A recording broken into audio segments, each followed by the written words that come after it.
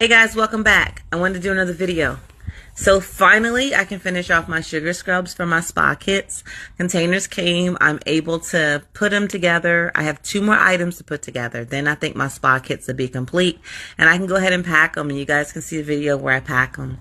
I also want to say for this scent that I did a Green Goddess scent to me.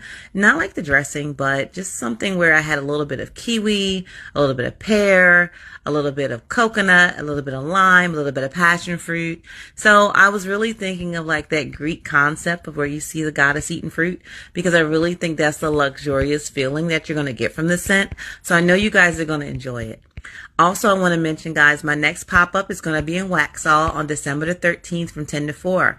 Make sure you stop by. You guys will be able to see all of my products, get some great stocking stuffers, pick up the spa kits, and plus you'll see my Parfait Creamy Body Whips. Talk to you soon.